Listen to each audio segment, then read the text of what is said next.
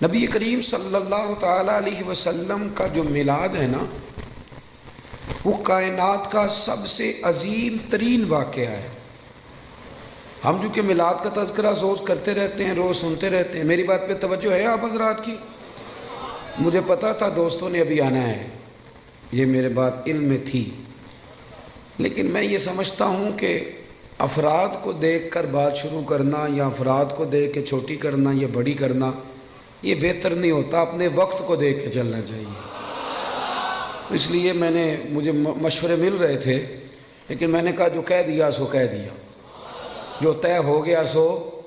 تو جب میں آپ کی رعایت کر رہا ہوں تو آپ بھی تو میری رعایت کریں نا۔ آپ دائیں بائیں کیوں دیکھ رہے ہیں؟ آپ مہربانی کریں ہماری طرف دیکھیں، اور ہم جو آپ سے باتیں کر رہے ہیں ان پر توجہ کریں۔ اور ہم حضور سید عالم صلی اللہ علیہ وسلم کا میلاد شریف بیان کر رہے ہیں، اور میلاد کے لیے تو شرط ہی کوئی نہیں، اللہ کا فضل ہے۔ میلاد چونکہ ایمان کا تقاضا ہوتا ہے تو میلاد بندے دیکھ کے نہیں بیان کرنا چاہیے۔ 5 ہوں تو تب بھی ذکر مدینے والے کا ہی ہے، اور 5000 ہوں تو پھر بھی تذکرہ اسی محبوب کامل کا ہے۔ تو آپ میری بات پہ توجہ کریں گے، میں آپ سے کچھ باتیں عرض کر رہا ہوں۔ ہم لوگ چونکہ روز میلاد کے تذکرے سنتے ہیں، کرتے ہیں، روز ہمارے پاس ہر سال ربیع الاول شریف تشریف لاتا ہے، ہم اس واقعے کو اس طرح نہیں لیتے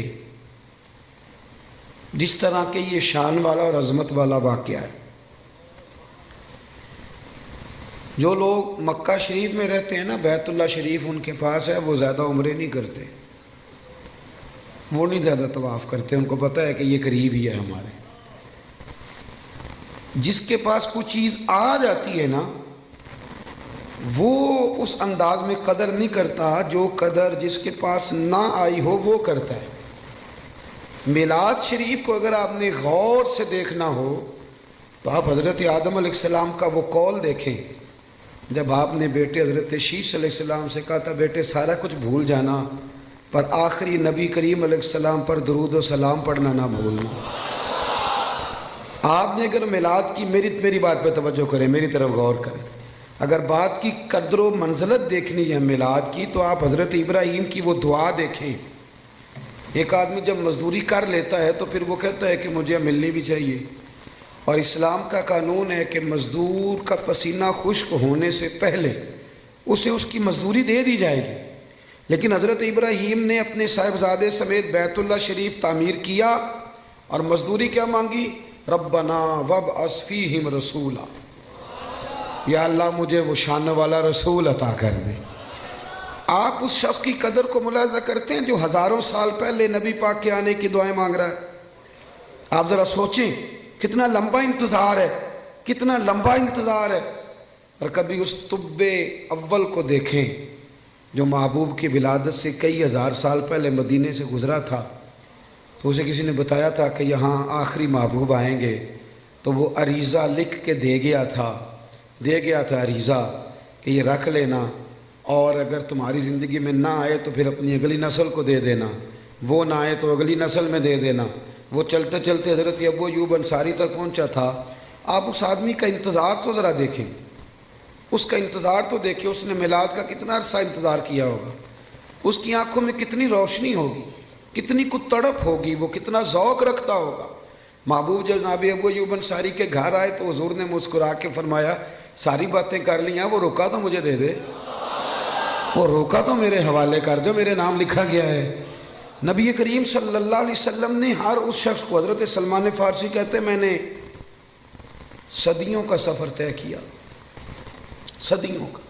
میرا آپ کا مسئلہ یہ ہے کہ ابا جی دادا جی گھر میں مسلمان تھے، میلاد گھر میں ملا ہے، اس لیے سارا دن بحث ہوتی ہے کہ کرنا چاہیے کہ نہیں کرنا چاہیے، منانا چاہیے کہ نہیں منانا چاہیے۔ میں تو اب اس پر دلائل نہیں دیتا، میں کہتا ہوں صدیاں گزر گئیں، بزرگ دلائل دیتے رہے، کتابیں لکھی گئی۔ اب ہم سے یہ نہ پوچھو کہ میلاد کرنا چاہیے کہ نہیں کرنا چاہیے، اب تو ہم سے یہ پوچھو کہ میلاد کی جھنڈیاں وضو کر کے لگانی چاہیے کہ بغیر وضو کے بھی لگ جاتی ہیں۔ اب ساری زندگی یہی اٹکے رہنا ہے کہ کرنا چاہیے کہ نہیں کرنا چاہیے۔ اب تو ہم سے پوچھو کہ میلاد کا لنگر وضو کر کے پکانا ہے کہ بغیر وضو کے بھی پک جاتا ہے۔ اب تو آگے بڑھنے کی کوئی بات کرو صاحب کہ یہی ساری زندگی ہم لوگوں نے اٹکے رہنا ہے۔ بھائی میلاد شریف ایک ذوق ہے، بہت بڑا واقعہ ہے، بہت بڑا۔ نبی کریم صلی اللہ علیہ وسلم کی تشریف آور، آج بھی غریب بڑے مجبور ہیں، بڑے پریشان ہیں۔ اللہ نہ کرے ہم پر کوئی ایسا وقت آئے کہ جب ہم بے بس ہو جائیں، لیکن جب آدمی اپنے آپ کو بے بس پاتا ہے تو بڑی تکلیف میں ہوتا ہے۔ میں دعا کر رہا ہوں اللہ نہ کرے کوئی ایسا وقت آئے، لیکن یارو وہ بیٹی کتنی بے بس تھی، جو زندہ ہوتی تھی اسے اس کا باپ قتل بھی نہیں کرتا تھا، یعنی مارتا بھی نہیں تھا، بلکہ ویسے ہی گڑھا کھود کے نا تو زندہ کوئی، یہ کبھی آپ دیکھیں تو پرانے بادشاہ سزا دیتے تھے، زندہ لوگوں کو چنوا دیتے تھے، یہ بہت بڑی سزا ہوتی تھی۔ اب پتہ نہیں کب اس کا دم گھٹتا ہوگا، کب وہ بیچاری مرتی ہوگی۔ زندہ بچی کو زمین میں رکھ کے اس کے اوپر مٹی ڈال دی جاتی تھی، وہ کتنی کو چیخیں مارتی ہوگی۔ آپ سمجھے اس بات کو کہ وہ لوگ کتنے سخت تھے کہ جو اس قدر زیادہ، آج بھی بڑا گناہ گار شخص بھی ہونا تو بیٹی کا نام لیں تو اس کی آنکھوں میں آنسو آ جاتے ہیں۔ وہ بہت بڑا بھی انسان سخت دل ہو تو بیٹی کبھی رو پڑے تو وہ بھی رو پڑتا ہے۔ تو اسے پوچھو تو صحیح بیٹی سے کہ بیٹی معاملہ کیا ہے، تجھے تو زندہ دفن کیا جاتا تھا تو اب اتنا پیار کیوں ہے؟ تو وہ کہتی ہے پیار اس لیے ہے کہ اب مدینے والے کا میلاد ہو گیا ہے، اب حضور تشریف لے آئے۔ بھائی آپ اس بات کو سمجھیں، آج بھی جو کسی کا ملازم ہے وہ بڑا پریشان ہے، جو 2 لاکھ روپے ایڈوانس دے کے کسی کو رکھ لیتے ہیں وہ بڑا تنگ کرتے ہیں، اور سارے خاندان سے مزدوری کراتے ہیں۔ آج بھی جس کو 1.5 لاکھ ایڈوانس دے کے ملازم رکھا جاتا ہے اسے تکلیف دی جاتی ہے۔ کبھی تو ایڈوانس والا اتنا پریشان ہے، کبھی اس سے پوچھ کے دیکھو تو جسے خرید لیا جاتا تھا اس کی مرضی کوئی نہیں، کھا نہیں سکتا، پی نہیں سکتا، جا نہیں سکتا، بلکہ یہاں تک حالت تھی کہ وہ اس کی ڈیوٹی ہے اونٹ سنبھالنے کی، تو وہ اپنی مرضی سے اگر اونٹ دھوپ سے کھول کے چھاؤں میں باندھ دیتا تو درے پڑتے تھے تو اتنا سیانہ ہو گیا ہے کہ اب تو پوچھے گا بھی نہیں، اور مرضی کے ساتھ تو نے چھاؤں میں باندھ دیا، اور اگر وہ نہیں باندھتا تھا تو پھر بھی مالک مارتا تھا کہ تجھے نہیں پتہ اسے باندھنا ہے، بس وہ غلام جو ہے تو اسے مار پڑتی تھی۔ حضرت ابو ذر غفاری رضی اللہ تعالیٰ عنہ فرماتے ہیں میری لوگ مثالیں دیتے تھے، میں اپنے غلاموں کے حق میں بڑا سخت تھا، ناراض نہ ہونا، آج بھی لوگ بڑے سخت ہیں۔ پڑھے وہ جو ہمارے گھر میں برتن دھوتی ہے نا اس کو لوگ کام والی مائی کہتے ہیں، پڑھا لکھا آدمی کہتے ہیں کام والی بی بی آئی ہے کہ نہیں، صفائی والی بی بی آئی ہے کہ نہیں، باتیں ایک ہی ہیں، لیکن اگر اسے پھپھی کہہ لیا جائے تو اس کی عزت بڑھ جائے گی، اگر اسے خالہ کہہ لیا جائے تو اس کی عزت، بات ایک ہی ہے۔ اگر بچوں کو تھوڑا سکھایا جائے اور وہ اس کو آنٹی کہہ کے پکار لیں تو اس میں کوئی فرق، لیکن ہمارا مزاج ہے نا تھوڑی چدراہٹ بیان کرنا۔ میرے گھر میں 6 ملازم ہیں، اللہ اکبر، یہ لفظ کہتے ہوئے دل نہیں ڈرتا، خوف نہیں آتا، یہ بڑے دلیری سے لوگ جملے بولتے ہیں۔ حضرت ابو ایوب انصاری رضی اللہ، حضرت ابو ذر غفاری فرماتے میں غلاموں کے حق میں بڑا سخت تھا، لوگ میری مثالیں دیتے تھے، کہتے تھے پھر تیرا اپنے غلام سے کہتے تھے پھر تیرا وہی حال کریں جو ابو ذر غفاری کرتے ہیں اپنے غلام کا، بڑا مارتا تھا۔ کہتے میں کلمہ پڑھنے کے لیے حاضر ہوا نبی کریم کی بارگاہ میں، حضور نے بڑی نصیحتیں فرمائیں۔ جب میں حضرت زید بن ارقم کے گھر سے باہر نکلنے لگا نا، دار ارقم میں تھے حضور، تو محبوب نے آواز دی، فرمایا ایک بات رہ گئی، یا رسول اللہ حکم کریں، تو فرمایا اپنے غلاموں کے ساتھ اچھا سلوک کرنا۔ آپ فرماتے ہیں گویا میری نبض پہ یاد رکھ دیا نبی پاک، میری نبض پہ، میں نے فوراً عرض کی حضور کس طرح کا سلوک کروں؟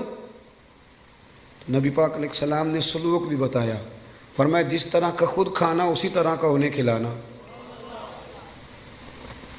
یہ میلاد کی تعلیمات ہیں، ان کو ذرا سمجھ کے جائیے گا، جس طرح کا خود کھانا اسی طرح کا انہیں کھلانا، اور فرمایا جس طرح کا خود پینا اسی طرح کا انہیں پلانا، اور جس طرح کا خود پہننا اسی طرح کا انہیں پہنانا۔ یہ حضور کی تعلیمات ہیں ملازم کے حق میں۔ آج پڑھی لکھی سوسائٹی میں یہ ہوتا ہے سارا کچھ، جو بڑا شور کرتے ہیں لبرل لوگ کہ ہم جی بڑے بڑے حقوق بیان کرتے ہیں سوسائٹی میں، تو یہ کرتے ہو سارا کچھ کہ جس طرح کا خود کھانا اسی طرح کا انہیں بھی کھلانا، جس طرح کا خود پینا اسی طرح کا انہیں بھی پلانا۔ حضرت ابو ذر غفاری فرماتے ہیں میرے غلام بڑا ڈرتے تھے، پر میں حضور کی بات سن کے جب گھر گیا نا تو آج میں نے اپنی اہلیہ سے کہا کھانا تم پکاؤ گی، کہ انہوں نے کھانا پکایا تو میں نے خود دسترخوان پہ چنا، آدھے غلام ادھر بٹھا لیے آدھے ادھر بٹھا لیے، میں بیچ میں بیٹھ گیا۔ فرماتے ہوں میرے ساتھ جو غلام بیٹھا تھا وہ بوڑھا تھا، وہ لقمہ اٹھاتا تو ہاتھ کانپتے۔ میں نے انہیں کہا بابا ڈرتے کیوں ہو؟ تو کہنے لگا اب نہیں مجھ سے درے کھائے جاتے، میں بوڑھا ہو گیا ہوں۔ روٹی پہ بٹھا لیا، جو اصل بات ہے وہ بتائیے، ہمیں ڈر آتا ہے آپ سے۔ تو حضرت ابو ذر غفاری فرماتے میں کبھی نہیں رویا تھا پر آج میں رو پڑا۔ میں نے کہا بابا اب تمہیں کوئی بھی نہیں مارے گا، اب تم پر کوئی درے نہیں برسائے گا، اب تمہارے سفید بالوں کی قدر ہوگی۔ وہ کہنے لگی اب کیا ہوا ہے؟ تو میں نے کہا میں مدینے والے رسول کا غلام بن گیا ہوں، اور حضور نے حکم دیا ہے غلاموں کے ساتھ اچھا سلوک کرنے کا۔ بھائی میلاد، آپ ذرا پس منظر میں جائیں، میلاد کو ذرا دیکھیں۔ میں نا اس سال ربیع الاول شریف پہ نا ہر محفل میں دوستوں کو ایک مشورہ دے رہا ہوں، آپ کو بھی دے دوں؟ جو چوپ ہے ان کی ہاں ہے کہ نہ ہے؟ اللہ جزائے خیر دے آپ کو۔ کچھ چوپ بھی بیٹھے ہوئے نا جی، جو بندے چوپ ہوتے ہیں وہ کبھی کبھی گھورتے بھی ہیں تھوڑا سا، تو بندہ پریشان بھی ہوتا ہے کہ اب یہ گھور رہا ہے، اللہ جانے کیا بات ہے۔ تو آپ تو خوش ہیں نا، خوش اس لیے ہونا چاہیے کہ میلاد شریف کا موقع ہے۔ نثار تیری چہل پہل پہ ہزاروں عید ربیع الاول، سوائے ابلیس کے جہاں میں سبھی تو خوشیاں منا رہے۔ تو میرے عزیز آپ میری بات پہ توجہ، میں ایک مشورہ دے رہا ہوں دوستوں کو۔ میں کہتا ہوں کہ میلاد شریف نا ہمارے یہاں رسمن بھی منایا جانے لگا ہے۔ کچھ لوگ میلاد آتا ہے تو کچھ لوگوں کا سیزن آ جاتا ہے، ان کا سیزن شروع، ریٹ لگنے لگتے ہیں، باہر کی نہیں گونے لگتی ہے، ماحول شروع ہوتا ہے۔ کچھ چندے مانگنے والے ہیں وہ بھی چونکوں میں پلیٹیں لگے کھڑے ہو جاتے ہیں۔ ایک طرف یہ دعویٰ کرتے ہو کہ ہم نبی پاک کے نام کا کھاتے ہیں، ہمارا سارا کچھ حضور کا صدقہ، اور میلاد کی باری آئے تو چندے مانگتے ہو۔ سارے سال میں ایک محفل تو اپنی جیب سے کرا لو، ایک ہی جیب سے کرا لو، چلو علامہ صاحب بھی ایک جیب سے کرا لیں، پیر صاحب بھی ایک جیب سے کرا لیں، کوئی ایک تو جیب سے کراؤ۔ ایک طرف کہتے ہو حضور کے نام کا کھاتے ہیں، دوسری سے پلیٹیں لے کے کھڑے ہو چونکوں میں، یہ کیا معنی ہوا؟ میرے عزیز میلاد جذبات کے ساتھ منائیں، میلاد شوق کے ساتھ منائیں۔ بہت بڑا چودھری، نواب، سیٹھ، بہت بڑا جو ہے وہ انڈسٹری کا مالک 12 ربیع الاول شریف کو نا صبح صبح جھاڑو لے لے اور اپنے محلے کی مسجد میں جا کے جھاڑو دینا شروع کر دے۔ وہ سارے لوگ پوچھیں سیٹھ صاحب آپ نے تو کبھی خود اٹھ کے پانی کا پیالہ نہیں پیا، آج خیریت ہے؟ تو اس کی آنکھیں آنسو بہائیں، وہ کہے یارو آج میں صفائی کروں گا، اس لیے کہ آج کوئی معمولی دن نہیں، آج میرے نبی کریم کے میلاد شریف کا دن ہے۔ یہ ذوق بنے، ذوق۔ علامہ صاحب، پیر صاحب، مفتی صاحب وہ جھاڑو لے لے اور مسجد کی گلی میں صفائی شروع کر دیں، سارے شاگرد اور مرید اور عقیدت مند دوڑ، حضرت میں کرتا ہوں مجھے دے دیں۔ تو وہ کہ نہیں یار تو پیچھے ہٹ جا، مجھ سے تو کسی نے سلام نہیں لینی تھی، میرا تو کسی نے حال نہیں پوچھنا تھا، یہ میری جتنی شانیں ہیں یہ مدینے والے محبوب کے میلاد کا ہی صدقہ ہے۔ آج حضور کا میلاد شریف ہے، 2 جوڑے لے لیے بھائی نے، ایک مٹھائی کا ڈبہ لے لیا اور 10 ربیع الاول کو اپنی بہن کے گھر چلا گیا، جا کے نا اسے مٹھائی کھلائی، 2 جوڑے کپڑوں کے دیے۔ تو ہمشیرہ بول پڑی، کہنے لگی بھائی تیرے پاس تو ٹائم ہی نہیں ہوتا، تو کیسے آ گیا ہے؟ تو کیسے آ گیا؟ تو بھائی کی آنکھیں چمک پڑی، وہ کہنے لگا بہن 2 دن بعد نا میرے نبی پاک کا میلاد شریف ہے، تو میں عید میلاد والی عید ہی دینے آیا ہوں۔ تو بہن رو پڑی، نے سارے محلے کو بتایا میرا بھائی اپنے نبی سے بڑا ہی پیار کرتا ہے، بڑا ہی۔ میلاد میں نا جذبات نہیں شامل ہوتے، اب بات رسمن رہ جاتی۔ اب وہ کیفیات جو آدمی اپنے بیٹے کی شادی رکھتا ہے، اس کی بہن اور بہنوئی اگر ناراض ہوں تو وہ منانے نہیں جاتا ان کو، بتاؤ یار شادی ہے، خوشی تمہارے بغیر نہیں ہو سکتی۔ تو میلاد شریف کی جس نے خوشی کرنی ہے اس کے سارے رشتہ دار ناراض ہوں تو اس نے خوشی کیسے منا لی؟ چاہیے تو یہ تھا نا کہ وہ میلاد شریف سے پہلے جاتا ناراض لوگوں کے گھروں میں اور جا کے کہتا ساری خوشیوں سے بڑی خوشی یہ آئی ہے، میں آپ سے معذرت کرنے آیا ہوں، آؤ سارے مل کے اکٹھے ہو کے نبی پاک کا میلاد منائیں۔ ہم اگر میلاد میں جذبات شامل کریں، ذوق شامل کریں، گہرائی میں اتر جائیں، گہرائی میں جائیں، اور پھر جتنی تعلیمات ہیں نبی پاک کے میلاد کی، جتنی تعلیم، دیکھو نا آج بھی جب میلاد کا اسٹیج سجتا ہے نا جس نے 2 لاکھ روپیہ 1 لاکھ روپیہ 50,000 روپیہ تعاون کیا ہوتا ہے نا، وہ سٹیج پہ بیٹھ جاتا ہے، چاہے وہ سارا سال مسجد نہ آیا ہو۔ اس نے جیب میں رکھی ہوتی ہے سیاستدان نے، سیٹھ صاحب نے ٹوپی، تو وہ سفید ٹوپی نکالتا ہے، چونکہ اس نے 50,000 دیا تو آ جاتا ہے سٹیج پہ۔ اور جن کے ہاتھوں میں نوٹوں کی دتیاں آتی ہیں وہ سارے فرنٹ سیٹ پہ بیٹھے ہوتے ہیں، اور پھر ان کے نام بھی نعت خواں یاد کر لیتے ہیں، اللہ ماشاء اللہ، کہتے ہیں یہ حاجی بڑا عاشق رسول ہے۔ بھی عشق تو اندر کی بات ہے، تجھے کیسے پتہ چلا اس کے اندر ہے کہ نہیں؟ یہ تو تو کیسے گہرائی میں اتر گیا کہ حاجی عاشق رسول ہے، کہ یہاں عشق رسول کے لیے نوٹوں کی دتی کا ہونا ضروری ہے؟ یہ مزاج بدلیں۔ سارا سال ہر اسٹیج پہ امیروں کا قبضہ رہتا ہے، اگر میلاد کے اور سیرت کے اسٹیج پر بھی امیروں کا قبضہ رہا تو غریب بیچارے کدھر گئے؟ ایک تو نیکی کرو، محلے کا جو سب سے غریب آدمی ہے جس کو کبھی کسی نے نہیں پوچھا، اس کے لیے ایک جوڑا بنواؤ، اس کے سر پہ دستار سجاؤ، اور جو فجر کے وقت آ کے مسجد کھولتا ہے صفائی کرتا ہے اسے کپڑے پہناؤ، اچھے دستار سجاؤ، میلاد کے اسٹیج پہ بٹھاؤ۔ تو وہ کہے اب کیا کرنا ہے تو اسے کہو اب کہنا ہے ہم غریبوں کے آقا پہ بے حد درود، ہم غریبوں کے آقا پہ، ہم غریبوں کے آقا پہ بے حد درود، اور ہم فقیروں کی ثروت پہ لاکھوں سلام۔ میلاد میں اصطلاحات کی ضرورت ہے۔ مجھے نہیں اچھا لگتا لنگر ہو میلاد شریف کا اور وہ چھتوں سے بانٹا جائے، ایک طرف لنگر اور وہ بھی لنگر شریف، اور پھینکا جا رہا ہے چھتوں سے۔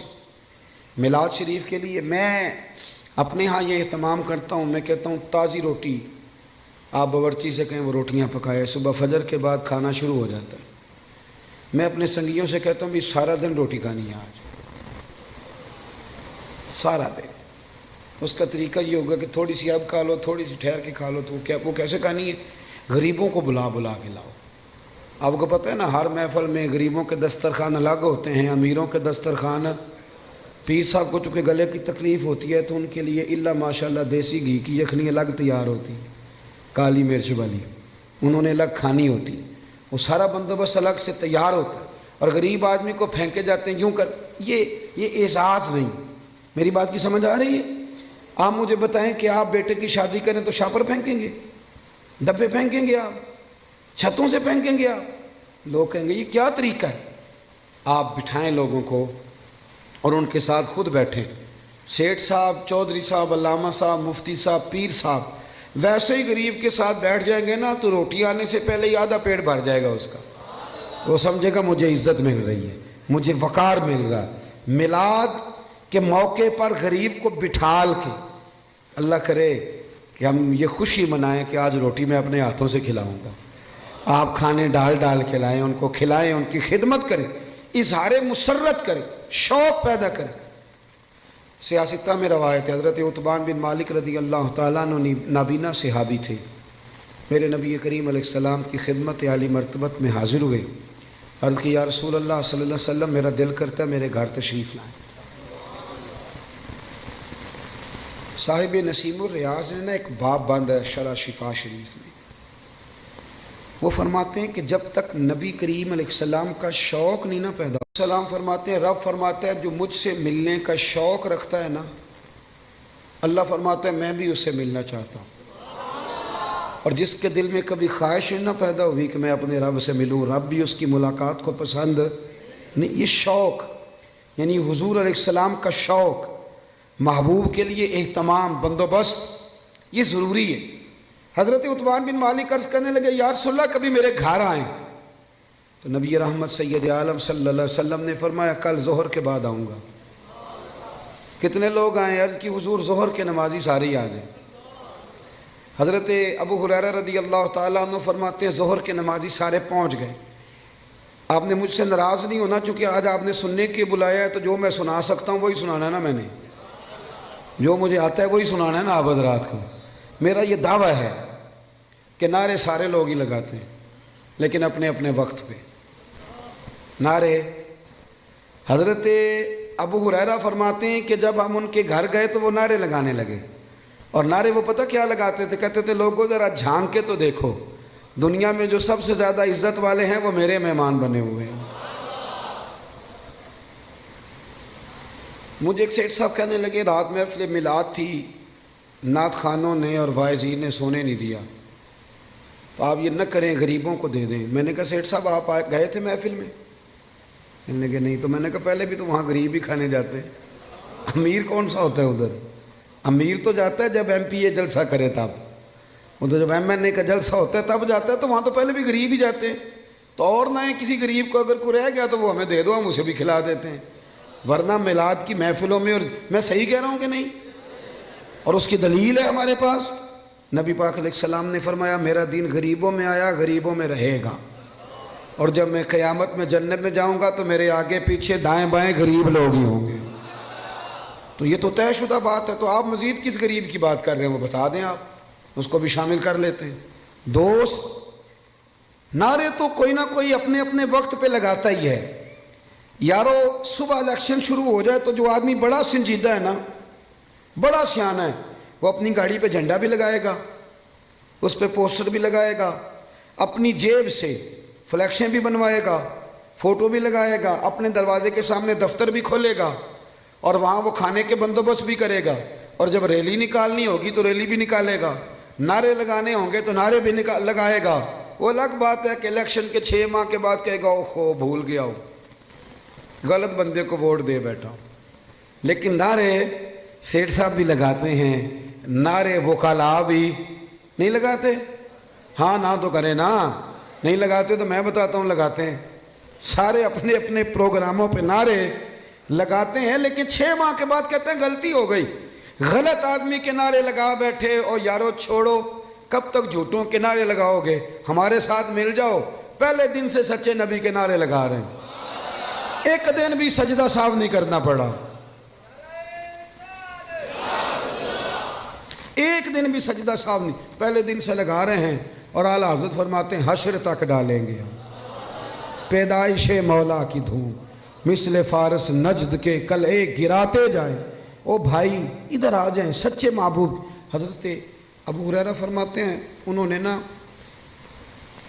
شور کرنا شروع کیا، کہنے لگے لوگوں آؤ دیکھو، جو سب سے زیادہ عزت والے ہیں وہ میرے مہمان بنے ہوئے۔ پھر انہوں نے کیا کیا؟ سارے محلے کی دعوت پکائی۔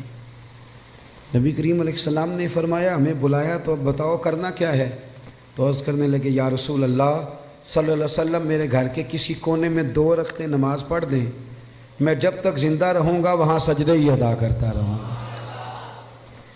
صحابہ کرام کا جو وابستگی ہے نا ذات رسالت کے ساتھ، ہمارے ہاں ایک تو وہ طبقہ ہے جو بیچارہ ابھی تک ابحاث میں الجھا ہوا ہے، اور ایک ہم لوگ ہیں جو منانے والے۔ ہمارا وہ ذوق، وہ خوبصورتی، وہ حسن، وہ وارفتگی، یارو دیکھو نا، ایک میں ہوں جو کہہ رہا ہوں میلاد کرنا چاہیے، اور ایک وہ شخص ہے جو ریڑھی لگاتا ہے، مزدوری کرتا ہے بیچارہ، اور روزانہ 100 روپیہ بچاتا ہے، پھر وہ بچا کے پیسے جمع کرتا ہے، پھر وہ سال کے بعد کسی نعت خواں کو، قاری کو، کسی خطیب کو دعوت دیتا ہے، پھر وہ دریاں بچھاتا ہے، پھر حسب توفیق وہ روٹی پکاتا ہے، پھر وہ لوگوں کو پیغام دیتا ہے۔ نہ اس کی فوٹو آتی ہے، نہ وہ اسٹیج پہ بیٹھتا ہے، نہ اس کا اشتہار پہ نام آتا ہے، لیکن ایک بات تو پکی ہے نا کہ اس نے غربتوں میں رہ کے جب ذکر رسول کی بزم سجائی ہے تو یہ تو دعویٰ ہے نا کہ اس کی روح کا رشتہ ہے مدینے والے رسول کے ساتھ، اس کی روح کا رشتہ ہے۔ ہمیں اپنی نسلوں کو، بچوں کو بتانا چاہیے، اور پھر پوری دنیا میں جب آپ میلاد مناتے ہیں تو پیغام امن جاتا ہے۔ پوری دنیا میں ایک دفعہ میلاد کی جلسے کو معمولی نہ سمجھے، میری طرف دیکھیں، جب آپ میلاد مناتے ہیں تو میری طرح کا بالکل چھوٹا آدمی بھی ہو تو یہ تو وہ بتاتا ہے نا کہ حضور کے آنے سے پہلے بیٹیاں ذبح ہوتی تھیں، یہ تو وہ بتاتا نا غلام بکتے تھے، یہ تو بتاتا ہے نا کہ ماں باپ کی کوئی قدر ہے۔ یہ ہر جگہ ہوتا ہے کہ نہیں ہوتا؟ ہر میلاد میں، بلکہ کئی لوگ شکوہ بھی کرتے ہیں، لو جی ہر سال وہی بات چھیڑ دیتے ہیں۔ تو میں کہتا ہوں یہی تو بات ضروری ہے چھیڑنی۔ ہر آدمی یہ ہر سال یہ بات بتلاتا ہے نا کہ غلام بکتے تھے، ہر سال ہر آدمی یہ بات کرتا ہے کہ ماں باپ منڈیوں میں بیچے جاتے تھے۔ تو جب آپ ربیع الاول شریف میں میلاد مناتے ہیں نا تو نبی پاک کی تعلیمات نئے سرے سے پوری دنیا کے اندر پھیلتی، نئے سرے سے۔ اور میں نے دیکھا ہے، میں نے ملک سے باہر بھی دیکھا ہے کہ صرف ایک زبان میں نہیں، ہر زبان میں میلاد کے جب تذکرے چھڑتے ہیں، ہر زبان میں، تو پوری دنیا میں یہ پیغام جاتا ہے کہ یہ 12 ربیع الاول کے جو ایام ہے یہ پیغام امن کے ایام، یہ پیغام محبت کے ایام، یہاں عورتوں کے حقوق کی بات ہوگی، یہاں جانوروں کے حقوق کی بات ہوگی، یہاں ماں باپ کے حقوق کا ذکر ہوگا، یہاں پڑوسی کے حقوق کا ذکر ہوگا، یہاں بیٹی کی بابت بتایا جائے گا۔ ایک بات اور آپ سے کرنی ہے، اس پر بھی آپ نے خاص توجہ کرنی ہے۔ انسان کچھ چیزیں ایسی ہوتی ہیں جو اس کی تقریر سے ثابت ہوتی ہیں، اور کچھ چیزیں ایسی ہوتی ہیں جو اس کے عمل سے ثابت۔ ہمارا زمانہ نہ تیز لوگوں کا زمانہ ہے، لوگ آگے بڑھ کے نہ اپنا بتانا چاہتے ہیں، اپنا بتانے سے بات نہیں بنتی، عمل کرنے سے بات بنتی۔ میں اپنے دوستوں کو اکثر مشورہ دیتا ہوں کہ کبھی کسی کو شیشے میں اتارنے کی کوشش نہ کرنا۔ اگر تم نے کسی کو شیشے میں اتارا تو دنیا بڑی تیز ہے، وہ تمہیں شیشے میں اتار لے گا، مت کوئی ایسا کام نہ کرنا۔ اخلاص حسن ہے زندگی کا، اخلاص والے لوگ اداکار نہیں ہوتے، وہ جو ہوتے ہیں وہ اصل ہی ہوتے ہیں، وہ جو ہوتے ہیں وہ اصل ہوتے ہیں، ان میں کوئی اداکاری نہیں ہوتی۔ میلاد شریف کا عنوان اور میرے نبی کریم صلی اللہ تعالی وسلم کی تشریف آوری، اس نے دنیا سے ہر ملمہ سازی کو دور کر دیا اور احساس، اخلاص، ان چیزوں کو بیدار کر دیا۔ حضور کے آنے سے پہلے رشتے سارے ہی تھے، ماں بھی ہوتی تھی، باپ بھی ہوتا تھا، بہنیں بھائی سب رشتے ہوتے تھے، رشتے تھے، ان میں احساس نہیں تھا۔ اگر میلاد منانے والے میں احساس ہی نہ ہو اور وہ دعویٰ اونچا کرے، احساس ہی نہ ہو سرے سے، وہ بالکل دنیا داری کرے، میلاد تو احساس کا نام ہے نا، حضور نے احساس دیا، احساس۔ ہمارے یہاں کچھ رشتے ایسے ہوتے ہیں جن کا تذکرہ لوگ کرتے نہیں، شرماتے ہیں، جیسے میاں بیوی کا رشتہ ہے، اس انداز میں ماں باپ کے حقوق بیان کیے جاتے ہیں، اولاد کے کیے جاتے ہیں، پڑھو، اس رشتے میں بہت سارے لوگ بات کرتے ہوئے جھجکتے ہیں، حالانکہ یہ وہ رشتہ ہے جسے اللہ نے اپنی نشانیوں میں سے نشانی قرار دیا۔ نبی کریم علیہ السلام نے اس رشتے کا اتنا احساس بیان کیا۔ حضرت عائشہ صدیقہ رضی اللہ تعالیٰ عنہ فرماتی ہیں، حضور گھر میں نا اکثر اپنی پہلی زوجہ سیدہ خدیجہ الکبریٰ رضی اللہ تعالیٰ عنہ کا ذکر چھیڑ دیتے تھے، اکثر۔ مجھے رشک آتا تھا، میں ناز کرتی تھی، کیا بات ہے، خدیجہ کی کیسے مقدر ہے کہ ان کے وصال کو زمانہ بیت گیا اور حضور ذکر کرتے ہیں۔ کہتی ہیں میرا دل تھا کبھی حضور سے پوچھوں گی۔ ایک دن نہ نبی کریم علیہ السلام گوشت لائے اور مجھ سے فرمایا کہ آج تک گوشت پکاؤ۔ کہتی ہیں وہ گوشت میرے سامنے ہے، میں صاف کرنے لگی تو محبوب کریم علیہ السلام نے فرمایا ذرا شوربہ زیادہ کرنا۔ میں نے کہا یا رسول اللہ صلی اللہ علیہ وسلم کچھ مہمان آئیں گے؟ تو حضور فرمانے لگے نہیں، مجھے پتہ چلا ہے مدینے میں نا خدیجہ الکبریٰ کی کچھ سہیلیاں آئی ہیں، تو تم شوربہ زیادہ پکانا، میں کچھ سالن انہیں بھی بھیجوں گا۔ میں کہہ رہا ہوں ذرا رشتے کے احساس کی شدت کو ملاحظہ کریں، وہ باتیں جو اکثر لوگ کرتے ہوئے جھجکتے ہیں کہ اب اس کی بھی شدت بیان کی جائے گی۔ فرمایا میں نے نا انہیں سالن بھیجنا ہے۔ تو حضرت عائشہ صدیقہ کہتی ہیں میں نے جھجکتے جھجکتے سنبھل کر، سوچ کر، مسجع مکفہ، بڑی احتیاط سے نظریں جھکا کے ایک جملہ کہا۔ میں نے کہا یا رسول اللہ صلی اللہ علیہ وسلم اللہ نے آپ کو جوان اور خوبصورت بیویاں دی ہیں، آپ تو ہر وقت حضرت خدیجہ کا ذکر ہی کرتے رہتے۔ کہتی ہیں میں نے تو بات کر دی اور میں خاموش ہو گئی، اب میری جرت نہیں تھی کہ نظر اٹھا کے دیکھوں چہرہ نور کا رنگ کس طرح کا ہے، جھجک رہی تھی۔ پوری ہمت کر کے میں نے ذرا نظر اٹھائی تو حضور کے چہرے پہ جلال تھا۔ تو محبوب فرمانے لگے عائشہ آج بات کی، آج کے بعد نہ کرنا۔ یا رسول اللہ کیا ہوا؟ فرمایا عائشہ میرے پاس جتنے لوگ آئے ہیں نا وہ سکھوں کے وقت آئے ہیں، خدیجہ تو میرے دکھوں کی ساتھی ہے، وہ تو میری تکلیفوں کی ساتھی۔ فرمایا لوگ مجھے پتھر مارتے، میری راہوں میں کانٹے بچھاتے، میں پریشان ہو کے گھر لوٹتا، اس وفادار بیوی کے ایک ہاتھ میں دودھ کا پیالہ ہوتا، ایک ہاتھ میں کھجوریں ہوتی، کھجور کھلا کے دودھ پلا کے بستر بچھا کے کہتی محبوبہ غم نہ کرنا، اللہ بڑی شان عطا فرمائے گا۔ اتنی شدت رشتوں نے پیدا کر دی، اتنا احساس۔ حضرت عائشہ کہتے ہیں ایک بوڑھی اماں حضور سے ملنے آئیں تو نبی پاک نے بڑا ہی پیار کیا، کھانے کھلائے، حضور بڑی محبت سے باتیں کرتے رہے۔ نبی کریم علیہ السلام نے جاتے دفعہ تحفے بھی دیے۔ صاحب کنز العمار لکھتے ہیں حضرت عائشہ کہتی میں نے کہا حضور مہمان تو روز آتے ہیں پر اتنا پیار؟ کون تھی بی بی؟ محبوب فرمانے لگے ختیجہ الکبریٰ کی سہیلی تھی، یہ آتی تھی، ختیجہ ٹائم دیتی تھی۔ کیا خوبصورت جملہ ہے۔ فرمایا میں نے آج ختیجہ کے طریقے کو زندہ رکھا ہے، میں نے اسے وقت دیا، حسن العہد من الایمان۔ محبوب فرمانے لگے اچھے طریقے سے رشتے نبھانا یہ بھی ایمان کا حصہ ہے۔ او میرے دوست، رشتوں کی شدت ہو، او یار چھوڑ، ایسے ہی تو باتیں سن سن کے ادھر ادھر سے اپنے سگے بھائی کا مخالف ہو گیا ہے۔ بھائی سے پیار کر، بھائی سے محبت کر۔ میلاد کا معنی رشتوں میں حسن پیدا کرنا۔ ایک صحابی نے آ کے عرض کی یا رسول اللہ یہ میرا بھائی آپ کے پاس ہی بیٹھا رہتا ہے، مشکات میں موجود، سارے کام تو مجھے کرنے پڑتے ہیں۔ تو میلاد والے محبوب نے کیا خوبصورت جملہ کہا، فرمایا جا جا کے ڈیوٹی کر، رب جو تجھے رزق دیتا ہے نا وہ اس کی برکت سے عطا کرتا ہے۔ اتنا حسن پیدا کر دیا رشتوں میں، اتنا۔ او یار بہن کے لیے جو جذبات نبی پاک نے بیان فرمائے۔ حضرت شیمہ حضور کی رضائی بہن تھی، توجہ ہے میری بات پر؟ میں ایک شکوہ کر لوں آپ دوستوں سے ہلکا سا، بھائی نہ یاروں کو ٹائم دیتے ہیں، بہنوں کو نہیں دیتے، فون بھی نہیں کرتے۔ بہن پردیس میں نہ انتظار کرتی رہتی ہے کہ چلو کبھی بات کریں۔ میں آپ کو بڑی ذمہ داری سے کہتا ہوں، میرے ایک سنگی نے ایک دفعہ کہا کہ پیر صاحب میرے لیے دعا کرنا، تو میں نے اسے کہا یار میں تو مصروف آدمی ہوں، میں کوشش کرتا ہوں کہ یا اللہ جن جن نے دعاؤں کے لیے کہا سب کی قبول کر۔ کہنے لگا میں بڑا پریشان ہوں، نام لے کے کریں۔ میں نے کہا میں نہیں وعدہ کرتا، ہاں اگر تو نے صحیح دعا کرانی ہے نا رونے والی تو اپنی بہن سے کہہ، وہ تو اشارہ دے جا کہ میرے لیے دعا کرنا تو مسلح بھگو دے گی رات کو رو رو۔ ہاں بیٹی سے کہہ، اور اگر بہت جلدی قبول کرانی ہے تو پھر اپنی اماں کے کان میں کہہ، پھر دیکھ تیرے لیے کس طرح دروازہ کھلتا ہے۔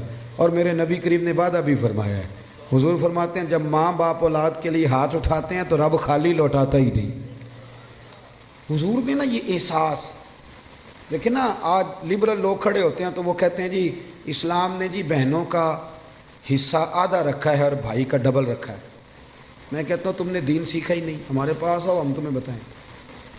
بیٹی کا حصہ زیادہ ہے بیٹے سے، کہتے ہیں جی وہ تو ڈبل ہے۔ اور میں نے کہا خدا کے بندے عورت کا حصہ سنگل ہے، پر یہ بتاؤ اس کے ذمہ کوئی حق ہے؟ بچوں کا نان نفقہ ماں کی ذمہ داری کے باپ کی، بیوی کا نان و نفقہ اس نے دینا ہے، بچوں کی پرورش خاوند نے کرنی ہے، ماں باپ کی ذمہ داری کس نے اٹھانی ہے؟ عورت کا حصہ سنگل ہے، ذمہ داری کوئی بھی نہیں، وہ سارا اس کے پاس بجٹ ہی بجٹ ہے، وہ لگا دے تو اس کی مہربانی، خرچ کرے تو اچھا، ورنہ اس کے ذمہ کوئی حق نہیں ہے سوائے اس کے کہ زکوٰۃ فرض ہو جائے یا حج فرض ہو جائے یا قربانی واجب ہو جائے، اس کے ذمہ کوئی حقوق۔ مرد کا حصہ ڈبل ہے پر ذرا اس کی ذمہ داریاں تو دیکھ۔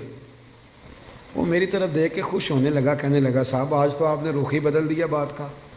اور میں نے کہا آپ دور بیٹھ کے باتیں سنتے ہیں نا، آپ کبھی قریب آئیں، جتنا جتنا میرے محبوب کا دین پڑھتے جاؤ گے نا میرے محبوب کے غلام بنتے جاؤ گے، گدائی کرتے جاؤ گے رسول کریم۔ حضرت شیمہ حضور کی رضائی بہن تھی، حضرت حلیمہ سعدیہ کی بیٹی۔ ان کے قبیلے پر مسلمانوں نے باقاعدہ حملہ کیا، گرفتار ہوئے لوگ، اور بڑی سخت جنگ لڑی مسلمانوں۔ یہ جب آئی نا مدینے تو حضرت ابو ہریرہ کہتے ہیں آگے کہنے لگی میری نا اپنے نبی کریم علیہ السلام سے ملاقات کراؤ۔ تو میں نے بی بی کا دوپٹہ دیکھا تو پرانا تھا، میں نے حالت دیکھی تو اس کی پرانی تھی، سادے کپڑے۔ کہنے لگی کراؤ نا میری ملاقات۔ اللہ اکبر، 2-3 دفعہ کہا تو میں نے کہا تم کون ہو؟ کہنے لگی جا کے نا تو محبوب کی بارگاہ میں عرض کرو کہ یا رسول اللہ شیمہ آئی ہے، کان میں کہو۔ حضرت ابو ہریرہ کہتے ہیں کہ میں اس کی باتیں سن رہا تھا، مجھے یقین نہیں تھا، میں نے کہا یہ بی بی کس طرح بول رہی ہے؟ یہ اعتماد اگر ہوتا ہے تو صرف بہن کو ہی ہوتا ہے، یہ رنگ اسی کا ہوتا ہے۔ کہتے ہیں میں گیا اور میں نے جا کے حضور کے کان میں کہا یا رسول اللہ ایک بی بی یہ سادے سے کپڑے جو لوگ گرفتار ہو کے ان میں آئی، کہتی میرا نام شیمہ ہے۔ حضرت ابو ہریرہ کہتے ہیں محبوب نے تو دونوں مقدس آنکھیں کھول کے میری طرف دیکھا، فرمایا شیمہ یا رسول اللہ؟ ہاں۔ کہتے ہیں حضور اتنی تیزی سے اٹھے کہ چادر مبارک منبر پہ رہ گئے۔ محبوب گھر لے گئے، کہا عائشہ کو بھی بلاؤ، فاطمہ کو بھی بلاؤ، سودا اور حفصہ کو بھی بلاؤ، میری ہمشیرہ آئی ہے۔ کھانے بننے لگے، خدمتیں ہونے لگی، सारा ज़माना तरसता है कि मदीने में कोई कुल्ली बन जाए, पर मेरे महबूब फरमाने लगे शीमा तू पसंद करे तो तेरे लिए मदीने में मकान ना बना दूँ, अगर तू कहे तो मेरे पास रह जा, मेरी बहन यहाँ रह जा। हज़रत आयशा कहती मैं रो रही थी कि महबूब इतना प्यार, इतनी मोहब्बत, वो रज़ाई बहन के साथ। मिलाद तो एहसास का नाम है, तेरे अंदर एहसास ही ना हो और तू खाली नारे लगा कि घर लौट आए, तो तू मिलाद को क्या समझा, तू मकसद तक कैसे पहुंचा। मेरे अजीज़ गौर करे, हज़रत शीमा कहने लगी नहीं मैंने वापस जाना है, और मैं ठीक है मैं तैयारी करा देता हूँ। कहने लगी अकेली नहीं जाऊँगी, मेरा जितना कबीला गिरफ्तार हुआ है सारा आज़ाद करें। हज़रत आयशा कहती हैं पहले जितनी भी बातें होती थी मशवरे से होती, सहाबा को बुलाया जाता, मशवरा किया जाता, लेकिन इधर बहन के लब हिले आज़ाद कर दें, उधर हुजूर ने मशवरे नहीं लिया, फरमाया जा सारे ही आज़ाद हैं बग़ैर मशवरे। एहसास का नाम मिलाद है, थोड़ा एहसास। आप यकीन करें कभी कभी बड़ी दिक्कत होती है, महफ़िल मिलाद में बड़ी दिक्कत होती है, यार आप एहसास ही नहीं कर रहे, आप समझ ही नहीं रहे चीज़ों को कि ये किस कदर खूबसूरती का मौका है। पूरी दुनिया के एहसास का पैगाम अगर दिया जा सकता है तो मिलाद शरीफ के नाम पर दिया जा सकता है, मिलादुन नबी के नाम पर। एक बात और करता हूँ बात समेटने से पहले, हज़रत उम्मे ऐमन रदी अल्लाह ताला अन्हा, ये हज़रत अब्दुल्ला जो महबूब के वालिद गिरामी हैं, हज़रत अब्दुल्ला रदी अल्लाह ताला अन्हु की आज़ाद करदा कनीज़ थी। हज़रत आमना की भी इन्होंने खिदमत की, नबी करीम को दूध भी पिलाया।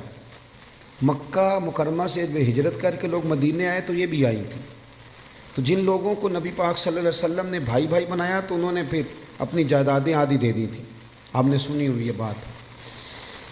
हज़रत उम्मे ऐमन को भी एक बाग मिला, जब खैबर के इलाके फ़तह हो गए, बनु नुज़ैर बनु कुरैज़ा की जायदादें आ गईं, तो नबी पाक सल्लल्लाहु अलैहि वसल्लम ने सहाबा से फरमाया कि ये जो महाजर हो ना, अब ये तुम जायदादें ले लो और अपने अंसार भाइयों की ज़मीनें वापस कर दो। सब ने वापस कर दी। हज़रत उम्मे ऐमन को एक बाग मिला हुआ, तो हुज़ूर ने फरमाया आप भी वापस कर दें, बूढ़ी थी, रज़ाई वालदा थी, आप भी वापस कर दें। कहने लगी मैं तो नहीं करती, मैं तो नहीं करती। अब नबी पाक को कोई इनकार कर सकता है? मैं नहीं करती, मुझे तो प्यार हो गया। हज़रत आयशा सिद्दीक़ा रज़ी अल्लाह ताला अन्हा कहने लगी उम्मे ऐमन आप हुज़ूर को इनकार कर रही। महबूब फरमाने लगे आयशा आप बीच में ना बोले, मैं जानूँ और माँ जाने। हज़रत आयशा कहती हैं मैं इस हुस्न के कुर्बान जाऊँ, हुज़ूर मना रहे हैं नबी करीम, अल्लाह करे आपको समझ आए। ये जवान बच्चों को मेरी बात, कभी कभी अम्मा को मनाया करो, और यार कभी कभी वालद से कहा करो कि अब्बा जी बैठो मोटरसाइकिल पे, सर्दियों के कपड़े ना लेके आए। कभी कभी अम्मा से कहा करो कि अम्मा जी आज मेरा दिल करता है मेरी मर्ज़ी का खाना बनाओ, और खाना ना मेरे आने तक दोनों मिल के खाएंगे। इस एहसास का नाम मिलाद है।